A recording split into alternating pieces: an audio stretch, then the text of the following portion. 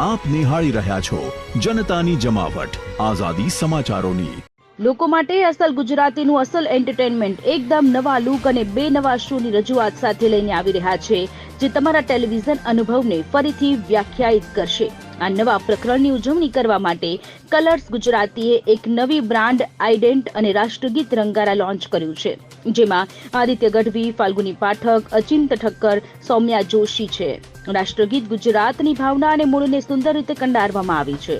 આ દરમિયાન Alok Jain, colours રિશ્તેના cluster હેડ અર્નબદાસ, પ્રતિષ્ઠિત કલાકારો શ્યામ ધૂન લાગીરેમાં, નીલુ વાઘેલા, કૃષ્ણ ભારદ્વાજ, પરેશ ભટ્ટ અને હિતુ કનોડિયા જોવા મળશે.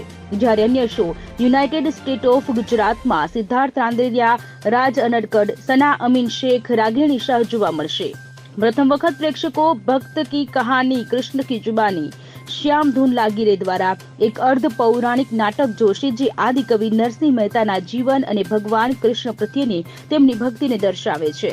भारद्वाज और श्याम धून लागिरे शो आ रहा है जिसमें मैं कृष्ण भगवान का कैरेक्टर देख रहा हूँ. पहली बार एक शो में भगवान भक्त की कहानी बताते हुए दिखेंगे.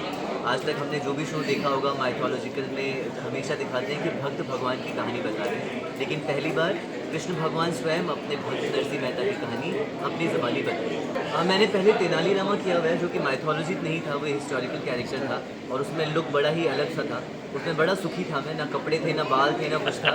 इसमें मैं थोड़ा सा भार में दबा रहता हूँ, बिकॉज मुकुट जो है वो 4 किलो का है, अंगवस्त्र जो है वो 5 किलो का है, तो मज़ा आ रहा है. लैंग्वेज नहीं है मेरे लिए, हालांकि 2 गुजराती फिल्में करी हैं मैंने, लेकिन इसमें जो संस्कृत ओरिएंटेड माइथोलॉजी लैंग्वेज है गुजराती की, वो याद करना एक टास्क लगता है. ऐसा लगता है कि एग्ज़ाम हो रहा है मेरा उसमें, बट मज़ा आता है. શ્યામ ધૂન લાગીરે સિરિયલમાં નરસિંહ મહેતાનું પાત્ર ભજવી રહ્યો છે. આકાશભાઈ, અને નરસિંહ મહેતા વિશે આમ તો દરેક ગુજરાતીને ખબર જ હોય છે, પણ જે સુધી મને ખબર છે કે થોડી ઘણી ઉપરથી આને જે નવી જનરેશન છે અને ઉપરથી એમના જીવનના અમુક પ્રસંગો વિશે જ ખબર હોતી હોય છે. બહુ ડિટેલમાં એટલું બધું આજની નવી જનરેશનને તો નથી ખબર. સો આ જે સિરિયલ છે એમાં અમે નરસિંહ મહેતાના બાળપણથી લઈ એમના દેહાંત સુધીની આખી એમનું જીવન આખી ગાથા અમે એમાં ભણી રહ્યા છીએ. જો કલર્સ ગુજરાતીએ વાત કરી કે અસલ ગુજરાતી આપણે એક પ્લેટફોર્મ બનાવીને બધી સિરિયલો લાવવી છે, ગુજરાતની સંસ્કારને સંસ્કૃતિને જોડવા છે. અને પછી શ્યામ ધૂન લાગી રહે નરસિંહ મહેતાની જ્યારે વાત થઈ તો સાહેબ ગુજરાતી ફિલ્મોની પ્રથમ ફિલ્મ પણ નરસિંહ મહેતા, તો પછી હું શું કરવા ના કરું? અસલ ગુજરાતી નરસિંહ મહેતાની વાત, બંને વસ્તુ એટલી દિલને સ્પર્શી ગઈ. અને જ્યારે સંસ્કાર ને સંસ્કૃતિ ગુજરાતની ધરોહરની વાત આવે છે ત્યારે તો આપણે પાછળ ના રહીએ સાહેબ. એટલે મને ઓફર એમણે કરી અને મેં તરત જ એ તક ઝડપી એટલા માટે લીધી. નરસિંહ મહેતા જેવો આદ્ય કવિ સંત, એના પિતાનું જ્યારે પાત્ર ભજવવાનું જ્યારે આવે છે ત્યારે તો હુ વિલ સે નો. એટલે હું તો ખરેખર ખૂબ ખુશ છું કે મને આ કરવાનો મોકો મળ્યો. ને એક બીજી સરપ્રાઈઝ પણ છે આની અંદર. નરસિંહ મહેતાની જે મા બન્યા છે ને મારા વાઈફ મુના થીબા કનોડિયા જ બન્યા છે. એટલે એ પણ બધાને પબ્લિકને ખૂબ જોવાની મજા આવશે, કારણ કે એમને બંનેને લોકો ખૂબ જોવાનું ગમાડે છે.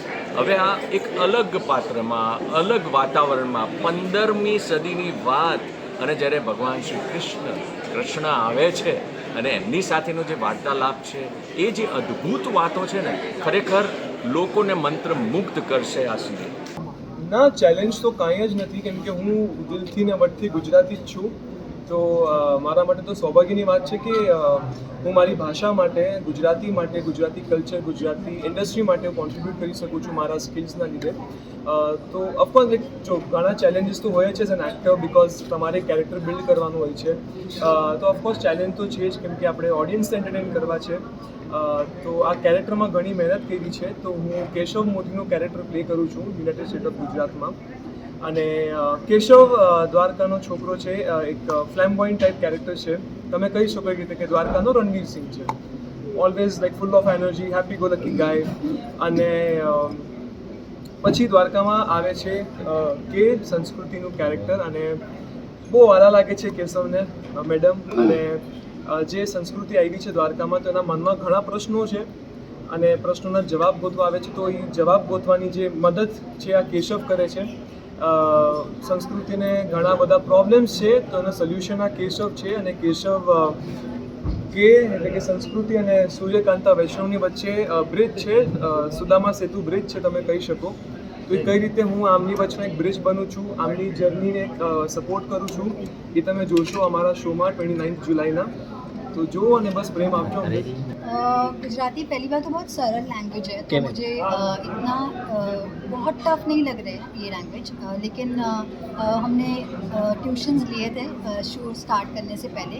हाँ, डेब्यू ज़रूर है और डेब्यू के लिए ये शो मेरे लिए परफेक्ट इसलिए है बिकॉज मेरा जो कैरेक्टर है वो एक NRI लड़की का है, के यानी कि संस्कृति, जो अमेरिका से आती है. इसके पापा अमेरिकन है और मम्मी जो है वो बाकी बेटी यमुना, मैं उनकी बेटी हूँ. तो इसके अंदर फुल इंडियन संस्कार है और बहुत पसंद करती है द्वारका को. कभी गई नहीं है, पर कहानी में आप देखेंगे कि कैसे मेरी जर्नी वहाँ से यहाँ तक आती है. तो क्या होता है कि जब मैं लाइंस याद करती हूँ ना, तो मेरे लाइंस में काफ़ी एक मॉडर्न गुजराती भी है, उसमें कुछ वर्ड्स यहाँ वहाँ हो भी जाते हैं, तो मेरे कैरेक्टर के साथ निकल जाता है. और टफ इसीलिए भी नहीं लगता बिकॉज मेरे सह कलाकार हैं सारे बहुत बहुत वार्म है और बहुत वेलकमिंग रहा है हमारा क्रू एंड हमारा production end of course colours Gujarati, जिन्होंने मुझे सिलेक्ट किया संस्कृति के लिए. सो या आप देखेंगे जब शो, तो आपको खुद को थोड़ा लगेगा कि एटलीस्ट है. શું શરૂઆત કરું, કારણ કે આમે બધા એમ જ કહે છે કે હું બહુ કડક સ્વભાવની છું. તો હા, હું છું. કારણ કે જ્યારે બાળકો અમુક સીમા ઓળંગે ત્યારે એમને કાબૂમાં રાખવા પડે, અને જો એ લોકોને ન રાખીએ તો એ લોકો વેરવિખેર થઈ જાય. એટલે મારે એ લોકોને સંભાળવા એ મારી જવાબદારી છે. એટલે હું સૂર્યકાંતા બા છું, પણ રાગીણી તરીકે એટલી નથી. આપ નિહાળી રહ્યા છો જનતાની જમાવટ આઝાદી સમાચારોની.